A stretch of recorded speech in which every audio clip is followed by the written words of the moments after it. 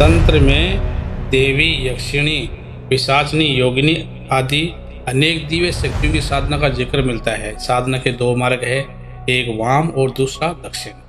दो तरह की शक्तियाँ होती है, एक देवी है और दूसरी राक्षसी। व्यक्ति को तय करना होता है कि उसे किस तरह की साधना करनी चाहिए। हिंदू धर्म अनुसार सिर्फ सात्विक साधना ही करनी चाहिए। यदि आप देवताओं की साधना करने की तरह किसी यक्ष या यक्षिणियों की साधना करते हैं तो यह भी देवताओं की तरह प्रसन्न होकर आपको उचित मार्गदर्शन या फल देते हैं। उल्लेखनीय है कि जब पांडव दूसरे वनवास के समय वन भटक रहे थे तब एक यक्ष से उनकी भेंट हुई जिसने युधिष्ठिर से विख्यात यक्ष प्रसन्न किए थे। यक्ष का शाब्दिक अर्थ होता है जादू की शक्ति।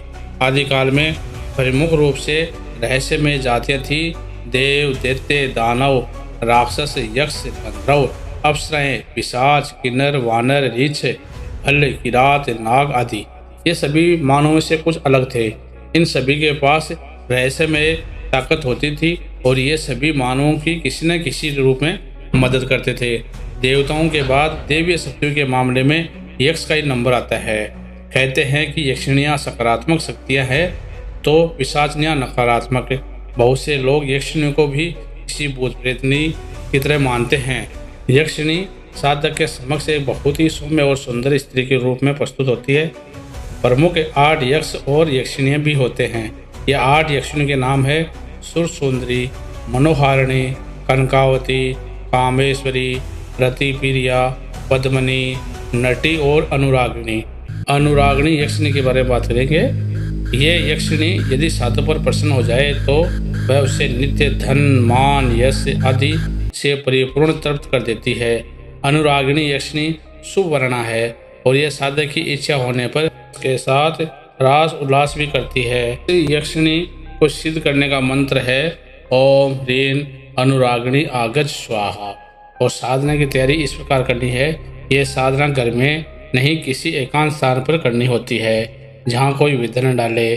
उक्त साधना नृत्य रात्रि में की जाती है। साधना के पहले अनुरागिणी यक्षिणी का चित्र साधना स्थल पर लगा दे। साधना काल में किसी प्रकार की अनुभूति हो तो उसे किसी को बताना नहीं चाहिए। हवन और पूजा की संपूर्ण सामग्री एकत्रित कर ले। साधना स्थल पर पर्याप्त भोजन, पानी और अन्य प्रकार की दैनिक जरूरत की व्यवस्था करके रखें ताकि साधना छोड़कर कहीं जाना न पड़े। और साधना की विधि इस प्रकार है।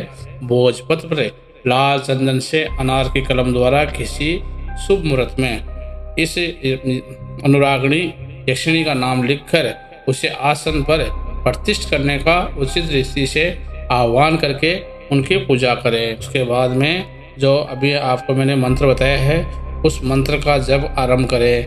कम से कम 10,000 से ज़्यादा या ज़्यादा से ज़्यादा 1 लाख तक का जप का संकल्प लेकर ही जप करें। जितनी भी संख्या का जप का संकल्प लिया है उतना जप करने के बाद कम से कम 108 बार हवन में आहुति देकर हवन करें। जप और हवन समाप्त होने के बाद वहीं सो जाएं। यह साधना की संक्षिप्त विधि है। इसी चैनल पर अनुरागिणी यक्षिणी का पहले भी वीडियो डाला हुआ है, उसमें सब कुछ बताया हुआ है। उसके बाद में क्या करना है क्या नहीं करना है।